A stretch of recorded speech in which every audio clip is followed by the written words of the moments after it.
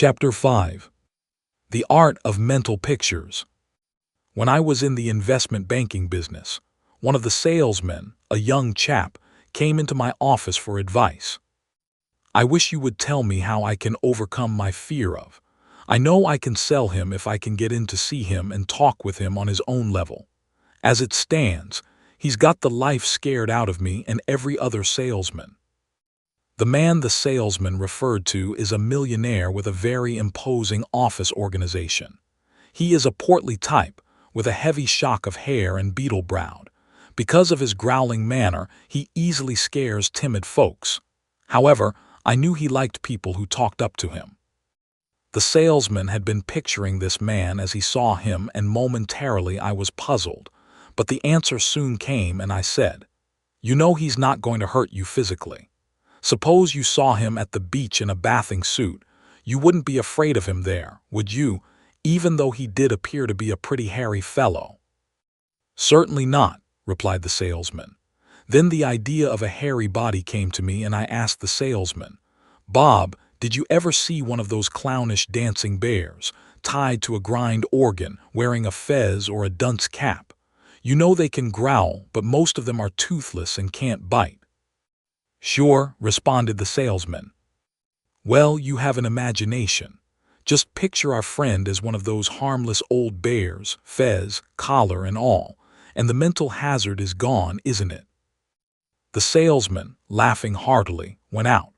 A few days later, he sold the man $20,000 worth of securities, and this executive may still be wondering how the young salesman ever got in to see him, to say nothing of selling him. At last accounts, the young fellow was still selling this wealthy man. A couple of weeks later, the same salesman was back in my office, telling me how he had used similar methods in making another sale, this time to a gruff old man who wore white whiskers, had a patriarchal and stern appearance, and used a vitriolic tongue that was feared by most salesmen. That old goat had me buffaloed for a long time. I knew he had money, but every time I passed his store and saw him scowling, he was always scowling, I couldn't get up courage to go in and tackle him. A few days ago I got thinking of the picture-making plan you told me to use on, and the idea popped into my head of a picture of Santa Claus. I said to myself, sure, the old goat could be Santa Claus, and who's afraid of that kindly old boy? Well, it worked there too. The old man was swell to me, sort of flattered that a young fellow like me dared approach him. I got a $5,000 order out of him, and he told me to come back next week as he wanted to go over his whole security list with me. That means more business. There are many men holding executive positions who assume an importance that causes some people to hold them in awe. With their elaborate office surroundings and their numerous secretaries and clerks, they put on a show that proves impressive to some people. Just bear in mind that these executives are mere human beings with the same fears, the same frailties, the same faults that are common to millions. At home, they are often docile little souls. When you do this and picture them as they really are, rather than as they appear or pretend to be, the mental hazard immediately disappears. The genuinely great man is usually easy to approach and seldom barricades himself from callers. If you are a salesman, this should give you a clue to how to eliminate the mental hazards that crop up when you call upon someone who puts on a show of being superior. A lawyer told me of an experience that nicely illustrates my point. I once found myself pitted against a lawyer who had a great reputation and was generally feared by younger men. For a little while in the courtroom, I admit I was frightened, but I closed my eyes and said to myself, "I'm just as good as he is. As a matter of fact, I'm better. I can lick him, and I will." I repeated words and phrases like that for several seconds, and when I opened my eyes, I could have licked two like him. I now go through the same little ritual whenever I get a tough case or the jury doesn't look favorable. Maybe it's luck, maybe it's all illusory, but it always works. People who act and appear hard-boiled are usually softies at heart, and once an interviewer eliminates the mental hazard, he has licked the situation. Take a couple of deep breaths the next time you call on one. Convince yourself he'll be a pushover, and he will. During the Depression days of the 30s, a group of managers and assistant managers, including the butchers of a large grocery chain store, came on their initiative to me for help. After a 6 weeks course of lectures, the men decided to put the lectures into effect. It was agreed that each store 1 day a week would use the science I had expounded to push the sale of certain items. After considerable debate, among the items selected for the test were cheese, rolled roasts, salmon, and just plain Hubbard squash. The manager of a store in one of the outlying districts had said he could make a good buy of squash from a farmer customer. The day before each sale, the managers carefully coached their clerks to make a mental picture of each customer coming into their stores and buying the selected items. Of course, prominent displays were made of each item, and each clerk was instructed to think of selling the special item during the day whenever a customer appeared. The results were astounding. The store specializing in cheese sold more cheese in that 1 day than had passed over the counter in a 6 month period. The shop which on Saturday specialized in the rolled roasts had them sold before noon. The store which on Friday had featured fresh salmon sold more salmon than all the other stores of the group combined. The one where squash had been selected had to call upon the farmer twice during the day to replenish the supply. Today, with only one exception, and he is a war casualty, each man who took the lecture course is either in business for himself or has a much better job. As a matter of fact, one of the men now owns 3 stores of his own, while another is manager of a chain of stores in a neighboring state. I think of a recent conversation with the head of a large Pacific Coast advertising agency, who for a number of years handled the sales promotion work for a well-known coffee manufacturer who had recently sold his business. "If there was ever a man who used this stuff to tremendous advantage," declared the advertising executive, "it was Old Man. He came to this section as a kid and learned the coffee roasting and blending business. He concluded that he could do better if he were in business for himself. He thoroughly believed that he could blend the best coffee, and even up to the time of his retirement, after years in the business, he thoroughly believed that his coffee was the best on the market." Of course, that belief made a millionaire of the Old Man. Once I had given a printer a small manuscript that I wanted to get out in pamphlet form which dealt with the subject we are now considering. The next morning he popped into my office, almost out of breath and visibly shaking. Naturally, I asked if there were anything wrong, and he spluttered, "Just had the oddest experience. I took your manuscript home last night and read it, and I said to myself, if the stuff actually works as the author claims, then I ought to be able to find a parking space close to his office when I go to see him." I thought no more about it until I was driving from our plant to your office just a few minutes ago, and then the thought again occurred to me that it might work. Well, I turned the corner and there wasn't a space to be seen on 6th Avenue, and I was going to dismiss it all as bunk. But as I slowed down to let some pedestrians pass, I saw a machine pull away from the curb right in front of this building, and there was my place. It gives me goosepimples. Maybe it's just one of those things. "Perhaps," I said, "but why not try it again?" He did, and had similar results over a period of years. Call them coincidences if you like. But this printer never would, especially when shortly afterward he was able to more than treble his business, while most printers were having a difficult time to get any orders. Now and then I told acquaintances about the experiences of the printer, and I was astounded to learn that others seemed able to find parking space as had this printer. One woman, a Unity student, told me that she and her sister never drove downtown without saying that they would find a parking space in or near a spot that they desired, and they always found it. A woman, a dietitian and instructor in a large hospital, said to me, "The working of this power, or whatever it is, often frightens me. As an illustration, this happens with continued frequency. Every morning on my way to work when I enter the business section, the traffic lights always turn green, and I get through all of them without a stop. I cannot recall the time that the lights have shown red against me. Now I just take it all as a matter of course. A few months ago, a woman was arrested for violating the traffic signals, but according to the newspaper stories at the time, she convinced the judge that the green light was on when she crossed the intersection. She was a motherly woman, and the judge freed her when she told him, "Judge, the light just had to be green, and it always is for me because I keep repeating as I near an intersection, green light be on, green light be on."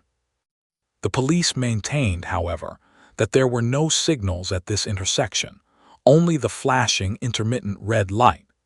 But here was the motherly old lady convincing the judge of her belief, and obviously she believed in her ability to have the signals the way she wanted them.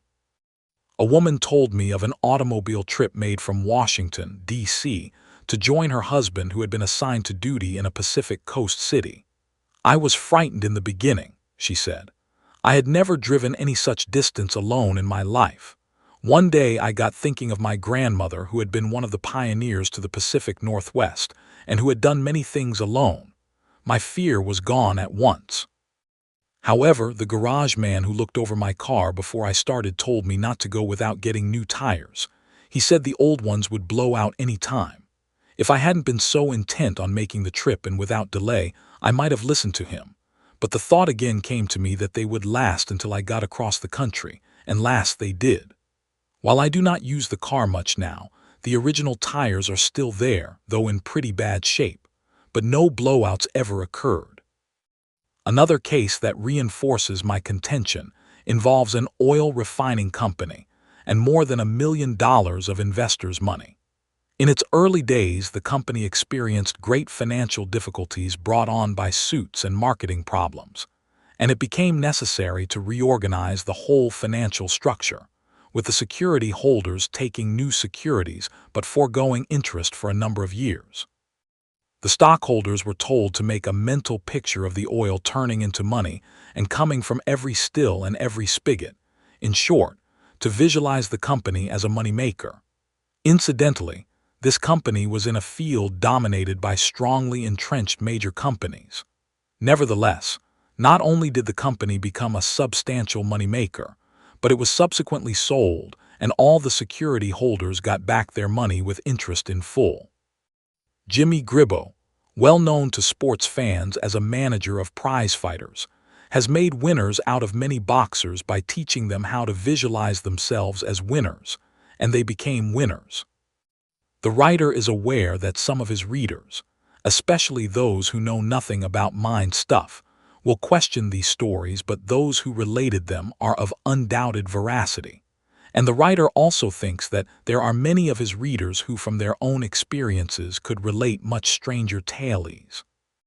G.N.M. Tyrrell, a well-known English investigator and writer, declares that if while dwelling upon the activity of the subconscious mind we determine upon an intention to do a certain thing, we may subconsciously initiate a train of events likely to bring this thing about. The statement is credited to Dr. Shaler Matthews, long associated with the University of Chicago, that we influence events by very great desires, and there is psychological proof on ourselves of the effects of our own desires. Here are two cases directly in point.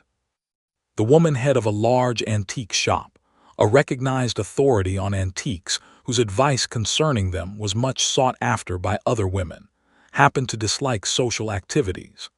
She was constantly bothered by a woman to accompany her to luncheons and teas. This second woman merely wanted to be seen in the company of this authority on antiques, and invitation after invitation had been declined by the authority. A well-known lecturer was scheduled to talk before a woman's club, and under the insistent pleas of the second woman, the head of the antique shop finally agreed to go with her. "She caught me in an off moment," she told me, "and no sooner had I agreed than I began to regret that I had made the promise to go. I hate those would-be highbrow affairs, and this was going to be one, I was certain. Actually, at night I would have cold sweats thinking about what I had done, and how I could get out of going without offending the woman, who was a fairly good customer of the store, and who, incidentally, I knew would have a lot of mean things to say about me should I fail to keep my agreement. I thought about it and thought about it, figuring on making up excuse after excuse, none of which seemed good enough or plausible. I was nearly beside myself. The woman and I had nothing in common. As a matter of fact, she bored me. The day of the meeting was drawing near and I had about concluded to phone her, telling her that an important engagement had come up making it impossible to attend the lecture, when in she came. She was all apologies when she informed me that the lecture had been canceled. Did I draw a sigh of relief? I thoroughly believe in what you preach, and I think that my thought had something to do with what happened. I know that some will say it was a coincidence. Let them call it that if they please. But stranger things than that happen, and they're not all coincidences. The second story involves the manager of a company manufacturing a hay fever remedy. He had recently arrived in town, found an apartment near his office, and sought a telephone for his apartment. At that time, just after the war, the telephone company had a long waiting list and was installing telephones only on very high priorities, such as service for doctors, police, fire officials, and those engaged in public emergency work. He had tried for 2 months without success to get a telephone, seeking out everyone he could to help him. Through a mutual friend, he learned that I knew the manager of the company and he came to see me. I quickly disillusioned him of the idea that I could get the manager to give him a telephone ahead of several thousand others, but I did tell him that if he could establish his rights to a priority, he shouldn't have any trouble. I asked him whom he had talked with, and he gave me the names of several people occupying both major and minor positions with the company. Then he explained that it was imperative that he have a telephone, for he was the only one connected with his own company who could handle after-office hour business. "Do you have many long-distance calls?" I asked. "And how much does your company telephone business amount to a month?" He gave me an unusually high figure for his monthly bills. "Take your last few months' bills with you and see the man you saw first. Look him straight in the eye and tell him that you've just got to have a telephone without delay," I told him. "But don't go near him until you can convince yourself that you can convince him. Otherwise, your task is futile. You've just got to make up your mind that you're going to have a telephone installed in your apartment, and you must believe it." "I'll try it," he said, then quickly catching himself said, "No, I'll do it. I'll get that telephone." He came to see me several days later. It certainly worked. I must tell you about this, for it's very funny how a positive thought brings about such a series of happenings. I went to see the man I had first talked with, and he was rather amazed that I had come back to him. I explained in detail this time why it was imperative that I have a phone. I showed him the bills as you suggested, and it was only a matter of minutes before I had him convinced. He was just about to call the manager to plead my cause when, lo and behold, the manager called him on some other matter. Then this man told the manager of my troubles, and the manager agreed I was entitled to a priority.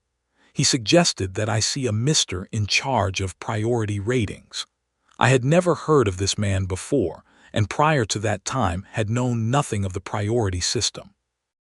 I saw this man, told him my story and considerable about our business, referring to the product which we manufactured. I nearly collapsed when he told me that he was bothered by hay fever and had tried various remedies without results. It was a natural from then on. It all gives me a sort of spooky feeling. How did it happen that the manager called the man I was talking with at that particular time? And how did it happen that the man with the final say-so was a hay fever victim and one I could help?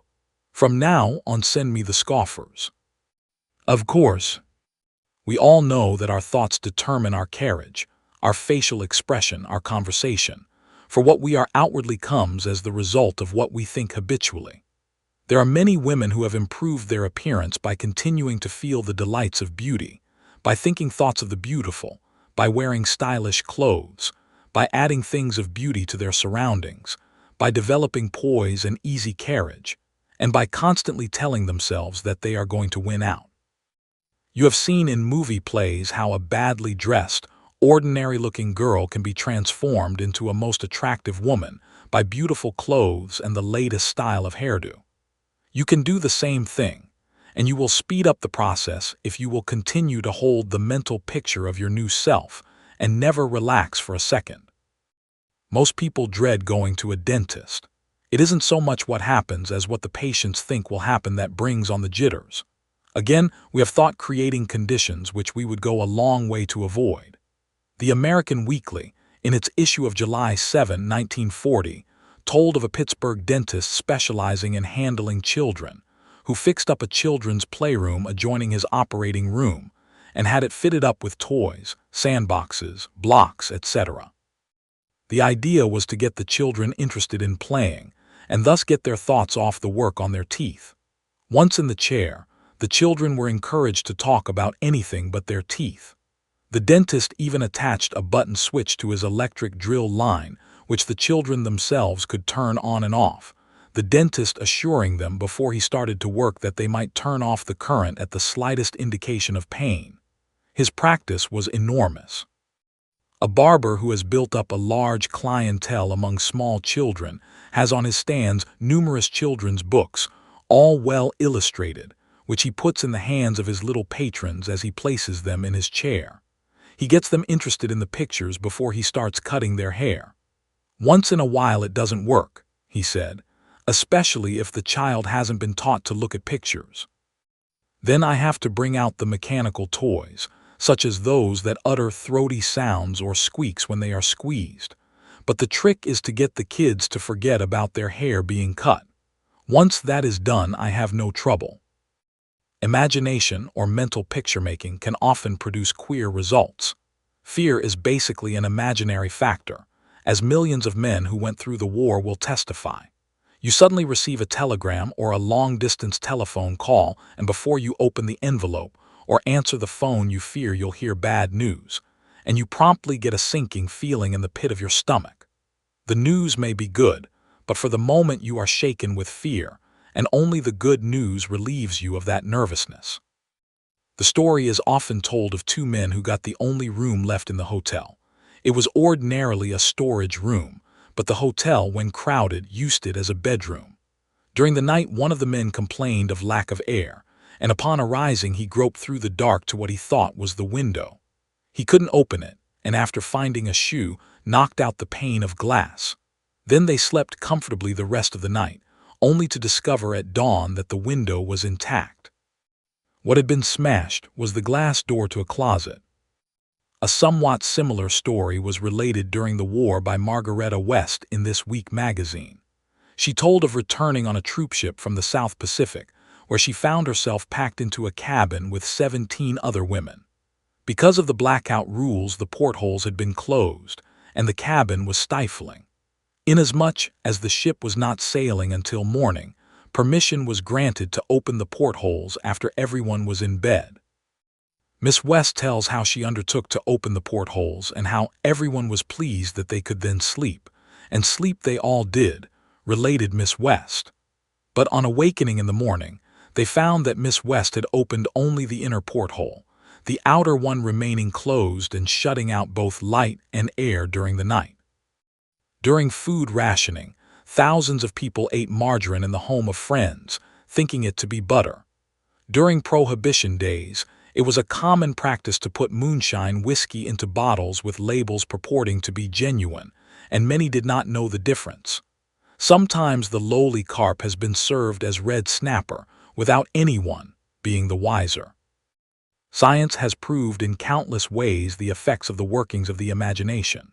Postage stamps have been placed on the skin of patients who believed that they were small mustard plasters. Blisters developed under the stamps. By ringing a bell when food was offered to dogs, scientists soon had the animals associating the ringing of the bell with the thought of food, and it was only a short time before it was discovered that the mere ringing of the bell was sufficient to cause their stomachs to secrete digestive juices. Sit at a restaurant counter and notice an enticing dish placed before your neighbor. At once you are hungry and your mouth begins to water. The peeling of onions often causes tears to flow from the person doing the peeling. Yet the mere sight of an onion being peeled by another person several feet away, and with no odor permeating the air, will bring tears to the eyes of others in the room. Some people cannot eat warmed-up leftovers, declaring that they make them sick. Undoubtedly, Some leftover food that was eaten years before, perhaps it was partly spoiled, did upset their stomachs, and the mental picture never left them. Others claim that they have to take soda after every meal to help digest their food. Medical authorities say that this is often merely the working of their imaginations. The writer has been across the Atlantic and Pacific Oceans several times and has never been seasick, even in the most severe storms and violent pitchings and rollings of the ship, except once. This was when he had to help another passenger who was violently ill. However, early in his travelings he learned to look away from those who were seasick, realizing that there was a suggestive force that could make him run for the rail.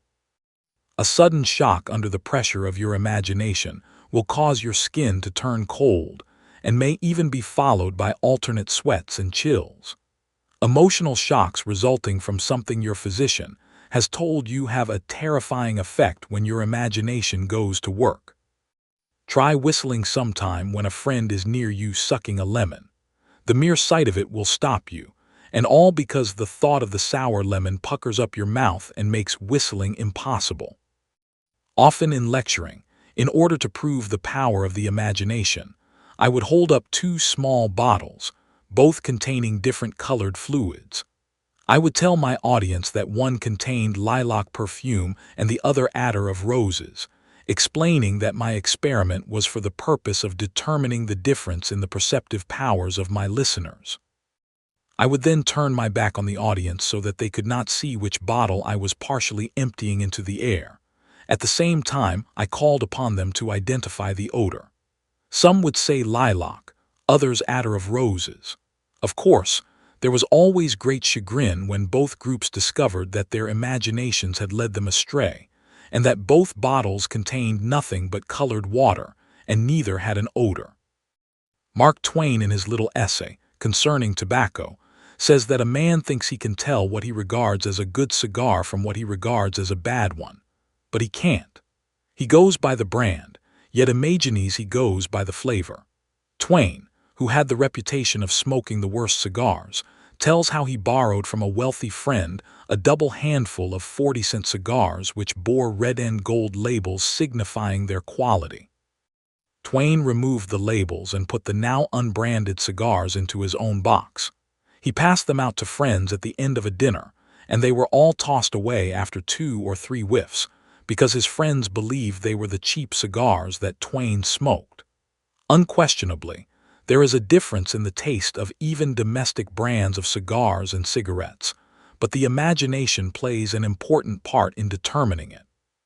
When we realize that inventors, artists, scientists, architects, as well as builders of great businesses employ the imagination, we get some idea of its magnitude.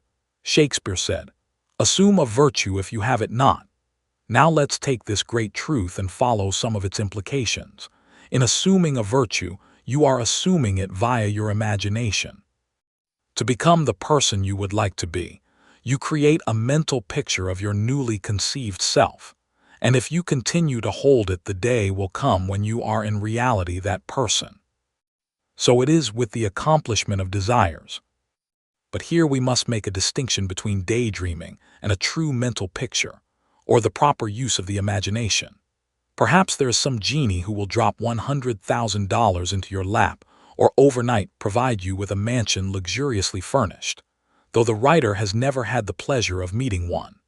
But daydreaming or mere undirected wishful thinking doesn't have the power to release the latent forces within you that will bring you the $100,000 or the mansion.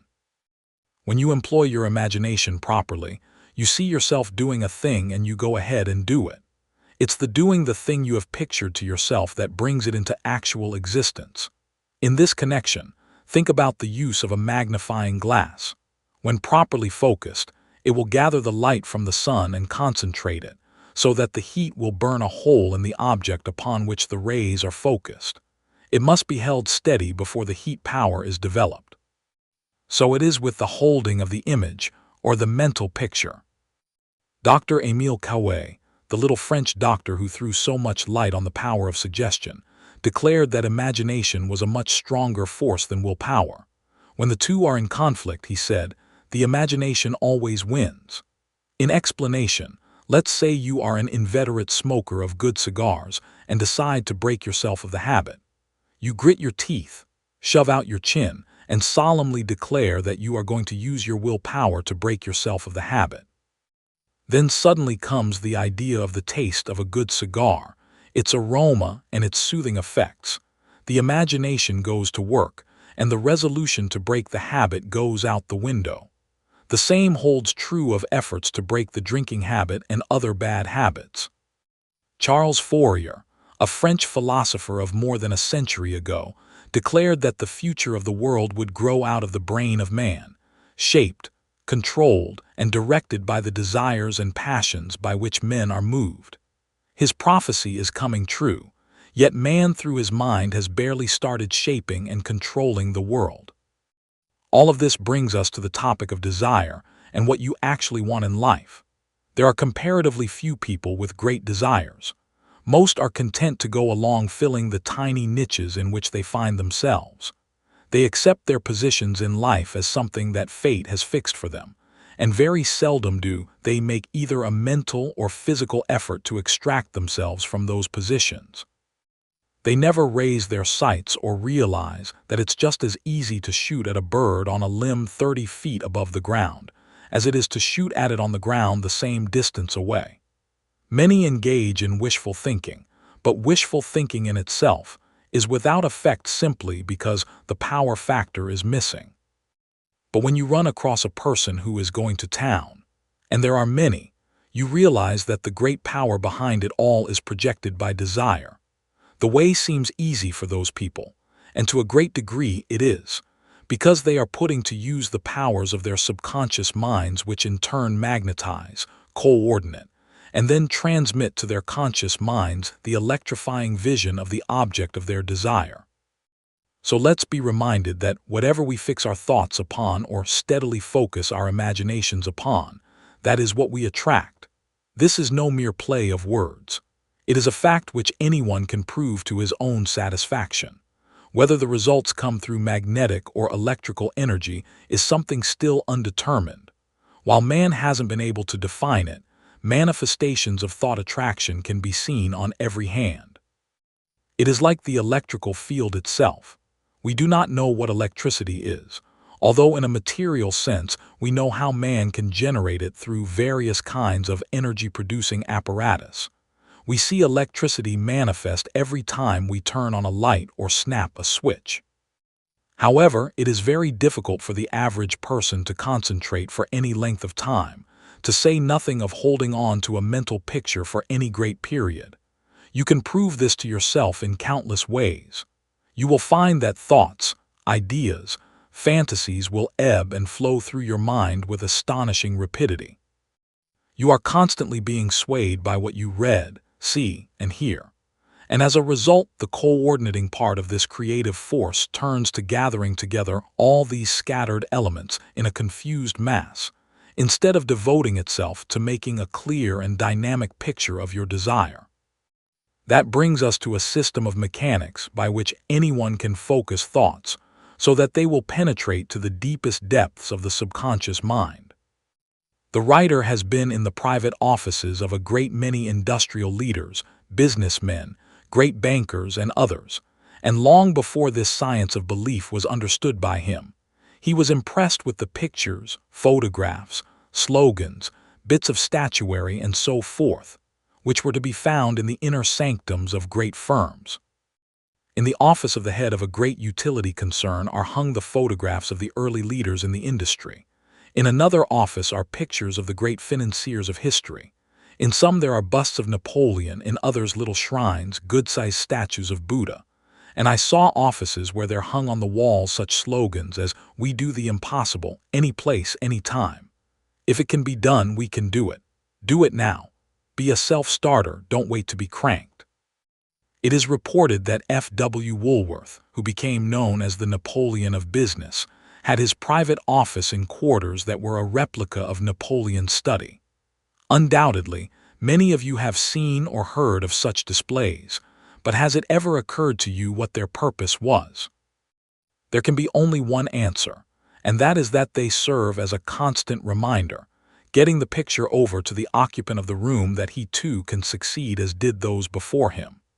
He has a motto or a slogan to meet his gaze every time he looks around the room. He sees and feels the eyes of Napoleon upon him when he sits at his desk, or he feels a touch of the spiritual as he gazes at the little shrine.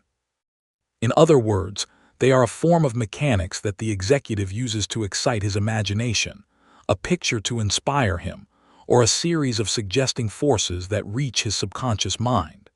In many a doctor's office, and in some of those who would scoff at the great power of suggestion, hang the photographs of great men of medicine or famous teachers in medical schools. I have often wondered if the doctors realize the underlying power of these portraits. When we realize that the subconscious mind is sensitized to the point that it works accurately to externalize the suggestion which is most greatly impressed upon it, we then get a better understanding of the necessity for concentration and for constant repetition of the one suggestion. In common with other great men, Thomas A. Edison obviously knew the value of the repeated suggestion and made use of it. When his desk, sealed at his death, was opened February 8, 1947, as a part of the ceremonies celebrating the 100th anniversary of the great inventor's birth, conspicuous among the articles found in it was a piece of paper which bore the legend, "When down in the mouth, remember Jonah, he came out all right." Edison must have thought well of that expression and perhaps reflected much upon it. Otherwise, he would not have kept it on his desk before him.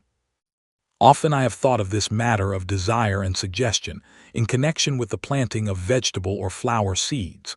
Once the soil is prepared and the tiny seeds are placed in it, it is but a short time when they put forth roots and sprouts begin to appear. The moment they start upward through the soil in search of light, sunshine, and moisture, obstacles mean nothing to them. They will push aside small stones or bits of wood, and if they can't do that, they'll extend themselves and grow around them. They are determined to emerge from the ground. They blossom and give forth fruit, vegetables, or flowers, and they succeed unless some greater force destroys them. While we are not aware of the details of nature's secrets, we observe the seed buried for a long time in the dark gradually expanding and exerting itself until it becomes a thing of beauty or usefulness. Cultivate it, attend it, give it sunshine and water, and it grows into full life. Remember, it always produces after its kind, be it single or hybrid. So with you and the suggestions you impart to your subconscious mind, the result will be pure or complex, depending upon the original seed and the attention which you give it. In other words, plant the right kind of seed, thought of a pure strain, and habitually feed it with strong affirmative thought always directed toward the same end, and it will grow into a mighty force, finding ways and means of overcoming all obstacles. It will reach forth with its roots to find more food on which to grow and expand its foliage to gather more sunshine. It was desire that brought progress to the world. Without it, we all would still be living in a primitive age. Everything we have in our modern world is the result of desire. Indeed, desire is the motivating force of life itself. You see it all around you in the animal kingdom, in all forms of plant life, and in all acts and operations of human beings. Hunger promotes a desire for food, poverty a desire for riches, cold causes us to desire warmth, inconveniences a desire for better things. It's the generating power of all human action, and without it no one can get very far. The keener, the more urgent the desire, the sooner its consummation. It marks the difference between the uneducated ditch digger and the person of accomplishment, between the clerk and the executive, between the failure and the success. So you must start with desire, keeping in mind that with the magic of believing you can obtain what you picture in your mind's eye. The mechanics are for the purpose of helping you to focus sharply your desire picture on the screen of your subconscious mind, as well as enable you to shut off and keep out all distracting thoughts, negative ideas, or any fear or doubt projections that might otherwise penetrate to your subconscious. So let's get down to the mechanics. Secure 3 or 4 cards. Ordinary business-size cards will do. In your office, your home, your room, or any other place where you can have privacy, sit down and ask yourself what you desire above everything else. When the answer comes and you are certain that it is your uppermost desire, then at the top of one card write a word picture of it. 1 or 2 words may be sufficient. A job, a better job, more money, a home of your own. Then on each card duplicate the word picture on the original. Carry one in your billfold or handbag. Place another alongside your bed or fasten it to your bedstead. Place another on your shaving mirror or dressing table, and still another on your desk. The whole idea, as you may have guessed, is to enable you to see mentally the picture at all hours of the day. Just before going to sleep at night and upon waking in the mornings are highly important moments of the 24 hours in which to concentrate upon your thoughts with added force. But don't stop with merely those 2 periods, for the more often you can visualize the desire by this method, or by one of your own devising, the speedier the materialization. At the start you may have no idea of how the results are to come, yet you need not concern yourself. Just leave it to the subconscious mind, which has its own ways of making contacts and of opening doors and avenues that you may never have even thought of. You will receive assistance from the most unexpected sources. You will find that ideas useful in the accomplishment of your program will come at most unexpected times. You may be suddenly struck with the idea of seeing a person you have not heard from for a long time, or calling upon a man you have never seen before. You may get the idea of writing a letter or making a telephone call. Whatever the idea is, follow it. Keep a pad and pencil on a stand near the head of your bed, and when these ideas come during the night, note them on a pad so they will not be forgotten by morning. Many successful people get ideas during the night that are immediately transcribed to a pad, so they will not be lost. For many years, before I thoroughly understood this science, I was associated with an executive who, after reaching his desk in the morning, would begin pulling notes out of his pocket. In a few minutes, things would begin to hum. These notes might contain comments on various advertising media, an outline of a sales campaign, new purchases, or a rearrangement of the sales organization, but all of them contributed to the success of his operations. If you bear in mind what I told you about successful executives and their custom of keeping in their offices pictures, mottos, slogans, busts, and statues, you will appreciate that in using the cards you are utilizing the same forces, only in much more concentrated form. As I write this, my memory goes back to the time when I put this science to work in order to pull off the rocks the firm of which I was then vice president. All of the employees sat around in a half circle, and as I began my remarks, I asked each man to provide himself with paper and pencil. Most of them thought that I wanted them to take notes, but there was considerable surprise when I told them to write down what they most wanted in life. I explained that if they would do this, I would point out the way to obtain it. 2 or 3 of the younger men laughed, but the older men, realizing that I was deadly earnest, did as I suggested. To the younger men I said simply, "If you want to hold on to your jobs, you'll do as I ask, for if this stuff doesn't work, we'll all be out on the street." They complied. I told them to show no one what they had written. After the meeting, one of the younger men came to me to apologize for having laughed. "That's all right, Bob," I told him. "But it sounded so silly at first," he explained. "Imagine me getting a new automobile by simply writing it down, but after you explained the science of it all, I guess it does make sense." Several years later, this chap came to my home and said he wanted to show me something. He did. There along the parking strip was parked his expensive new automobile. In the years that followed, I found occasion to ask those who attended that meeting if they had obtained what they had written down. Without exception, every man had. One had wanted a wife of a certain nationality. He got her, and there are 2 fine boys in the family. Another put down the figures of a very sizable fortune. He got it. Another man wanted a beach cottage. Another a better home, and so on. Steadily through the years, every one of these men has constantly made money, many of them averaging monthly more than they had ever made before in their lives, much to the astonishment of many others in the same line of business. It cannot be too strongly emphasized that you should tell no one just what the words on the cards mean, nor give anyone an inkling of what you desire. To do so may end disastrously for you. When you get a better understanding of this science, you can understand how thought vibrations, consciously or unconsciously, because of envy or some other cause, may be set up to counteract your own. To illustrate this, I am reminded of a doctor friend who during the early war days applied for a commission in the Navy. He closed his office, told everyone that he was joining the Navy, and found himself the recipient of many parties and gifts. "It taught me a lesson never to tell anyone of my plans or desires," he laughingly told me later. "It was 2 years before I received notice of assignment, and during those years I found I had to go back into private practice. It certainly was embarrassing to both myself and family to get various farewell gifts and invitations, only to find that I was to cool my heels at home for 2 years. The truth is that when you talk about what you're going to do, you scatter your forces.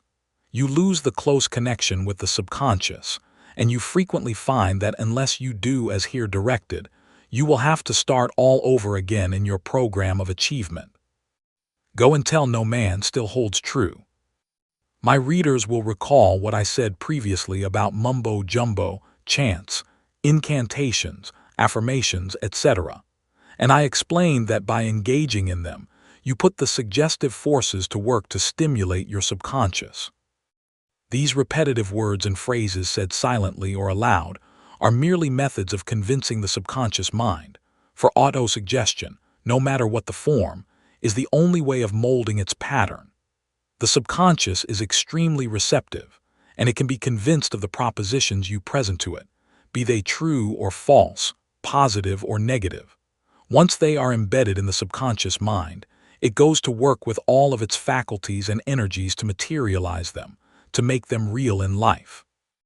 The simpler the words to express the ideas you wish conveyed to the subconscious, the better. For example, if you are unhappy, use the words "I am happy." You don't need the cards for this.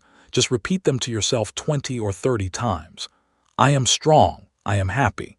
I am convincing. I am friendly. Everything is fine are a few simple affirmations that you can use to change your mental point of view for the better. But if the effects are to be permanent, the affirmations must be continued until the desired results are obtained.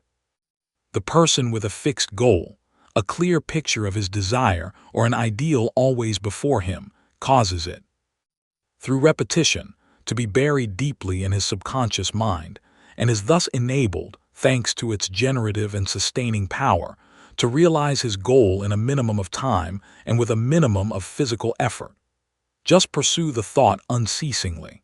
Step by step you will achieve realization, for all your faculties and powers become directed to that end. Suppose you want a better job or a promotion. Not only use the cards, but keep telling yourself constantly and continuously that you are going to get that job. You have already visualized it if you have accepted this science, but the repetition will be the means of driving the suggestion deeply and firmly into the subconscious mind. This may be compared to driving a nail into a board. The first tap puts the nail in place, but it is only by a number of heavy strokes that the nail is driven home. Never forget that the subconscious mind will accept and carry out whatever it is powerfully instructed to do. A great example of power developed by repetition is the story of Milo and the calf. Every day he lifted the calf, and then came the day when he was lifting a full-grown bull. Think of all of this in terms of the so-called material things. You know that two objects cannot fill the same space at the same time. Your mind can be compared to that space. You can't keep your mind filled with negative thoughts or doubts if you have it filled with positive, powerful, and creative thoughts.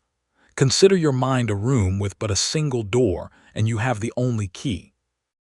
It rests with you to decide who is to come through the door.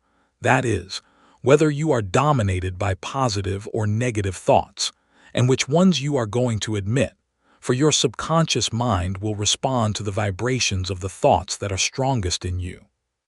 Again, compare your mind to a tank filled with clear, unadulterated water. You cannot put any object into that tank without displacing some of the water and causing the tank to overflow. When you permit negative thoughts of doubt or fear to enter your consciousness, it is obvious that the forceful, positive, creative thoughts will have to give way, and consequently you lose your positive state. Thus, so long as you do not permit unfavorable vibrations to reach your subconscious mind, it will not be hindered by anything you may hear, see, or experience. In other words, you must at all times keep your mind filled with positive thoughts, so that their strong vibrations will ward off all negative and destructive thoughts that might come from the outside. For years, philosophers have taught that if we are to be happy, we must be busy, working, or doing something that holds our attention. The explanation lies in the fact that when we are concentrated on some task, our minds are then not open to roving and undesirable vibrations.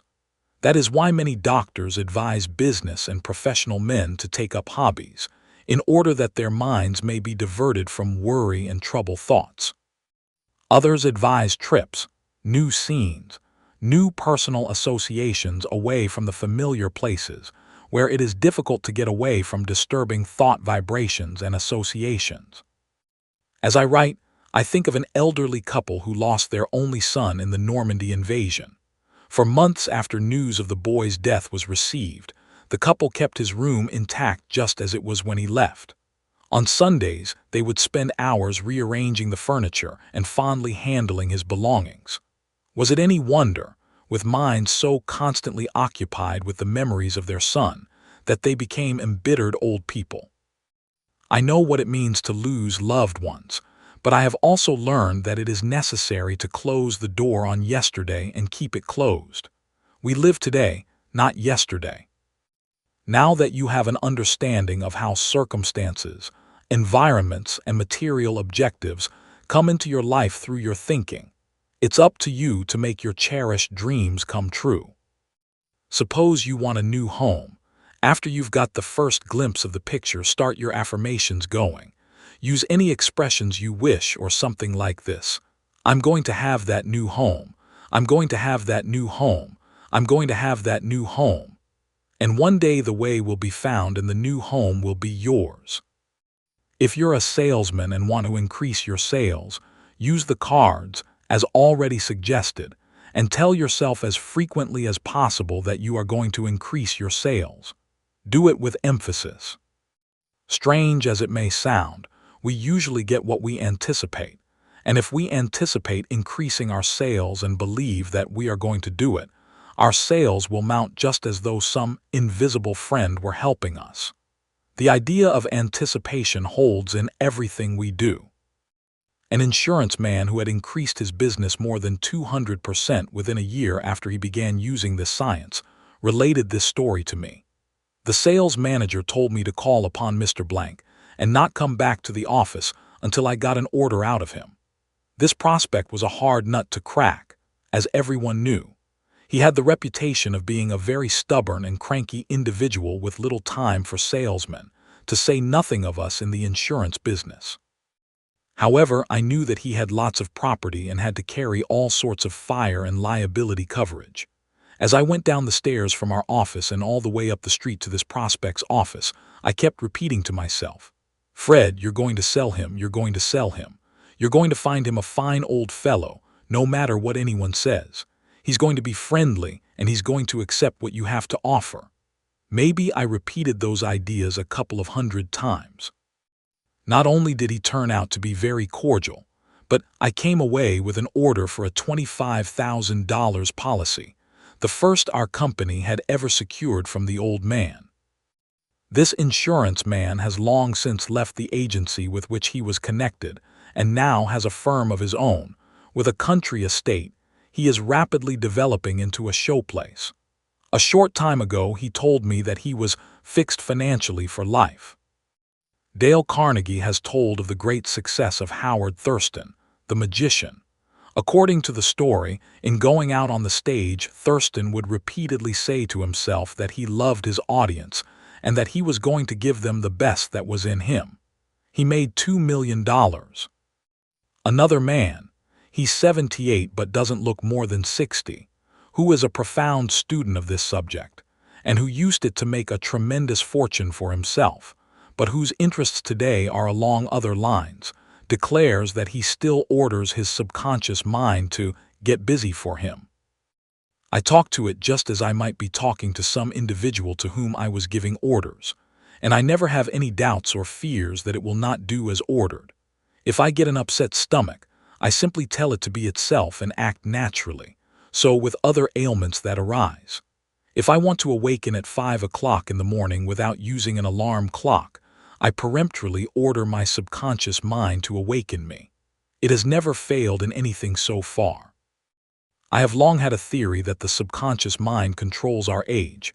What I mean is that for centuries the subconscious mind has been led to believe that a man should be old when he is 60. For most people who have accepted the thought, it can't be otherwise, for that is what the subconscious mind believes. However, in my case I refuse to accept it, and as you know, I am as active as I was when I was 50 years old, and I expect to carry on for some years to come. All of which shows the advisability of not implanting in your subconscious mind the idea that you are becoming old and incapable merely because the years are passing. It also shows that by keeping the subconscious free from the fixed idea of a decline, you improve your chances of prolonging your life far beyond the so-called allotted span. Repetition is the fundamental rhythm of all progress, the cadence of the universe. It's the chuff-chuff of the locomotive that takes a train across the continent. It's the repeated explosions that generate power in the automobile engine, the airplane, the rocket gun, the robot bomb. It's the constant surging of the water against the turbine blades that generates electrical power. It's the tap-tap of the hammer that drives the nail into place. It's the deadly put-put of the machine gun that mows down everything before it. It's the constant and determined effort that breaks down all resistance, sweeps away all obstacles. It's the repeated auteur heterosuggestion that makes you and others believe. It's the tap-tap of the same conscious thought that causes it to be impressed upon your subconscious mind and on the subconscious minds of others. While anyone can demonstrate the efficacy of the repeated suggestion, whether it be used either constructively or destructively, the words of Professor Hugo Munsterberg, Harvard psychologist, throw considerable light on its value. He said, "The value of repetition must distinctly be understood in the relation of the inner setting and the inner mental attitude." Before World War II, there was in Paris a famous institute devoted to the teaching of suggestion by means of phonograph records. They were played over and over again, and the listeners could hear any record they wanted, records that gave them the repeated suggestion that they were in good health, that they had the power to overcome their difficulties, that they could receive help in other ways. For years, mothers have been taught to talk to their bobbies and small children while they were asleep, repeating such suggestions as that they were going to grow well and strong, that they were to develop certain good habits, that they were to become good citizens. In view of the fact that the children were asleep, obviously the suggestions were directed to their subconscious minds. In the destruction of Carthage, the greatest maritime power of the ancient world, we have an instance of the power of the repeated suggestion at work.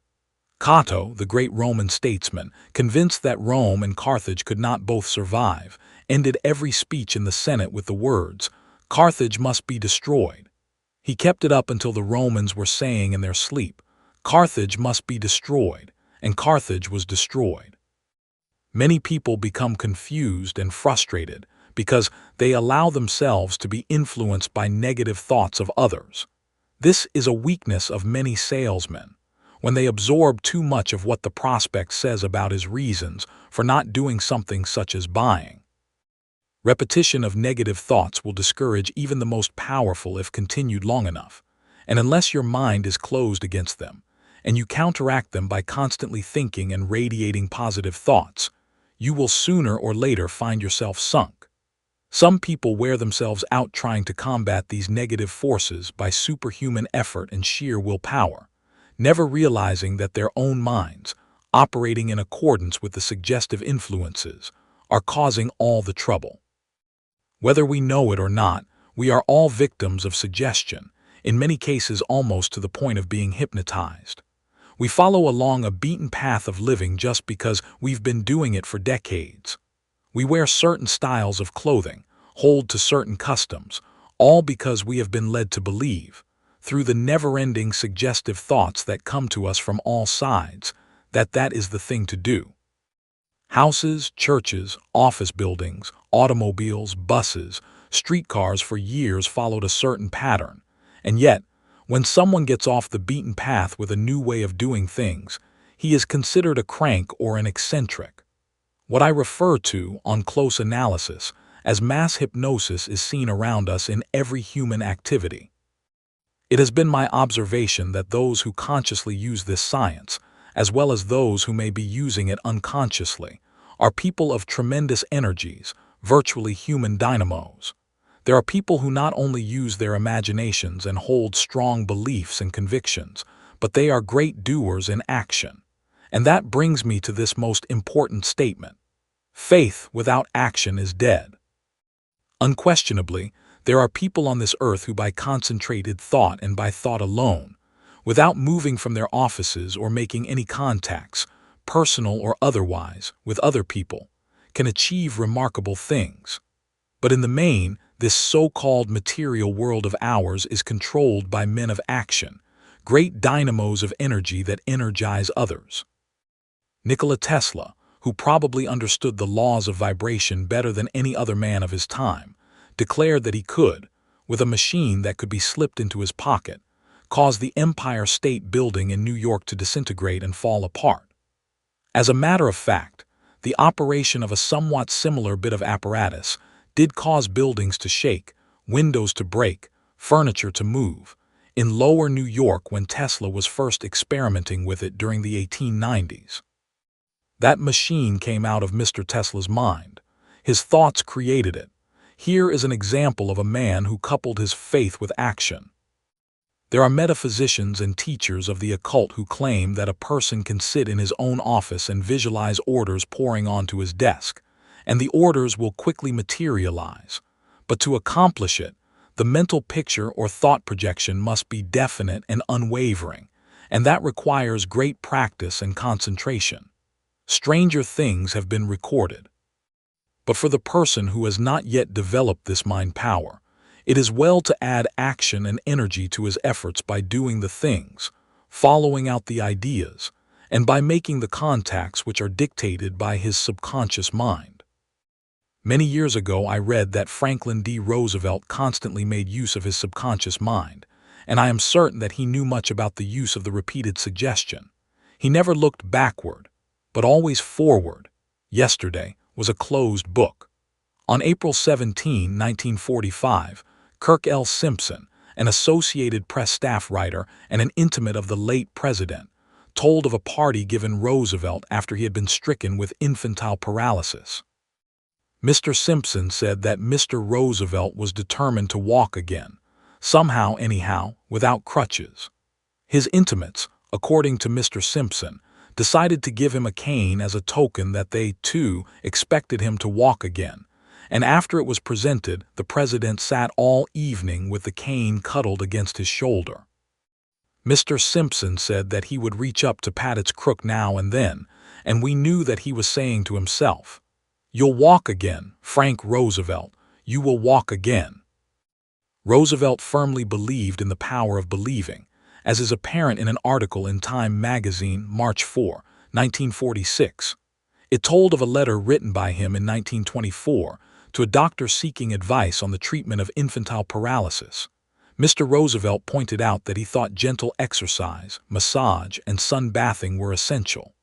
But, he added, more important than most therapy is a belief on the patient's part that he will eventually recover. Here we have a wonderful example of the magic of believing at work, and as I have pointed out, of the part the repeated suggestion plays in establishing belief.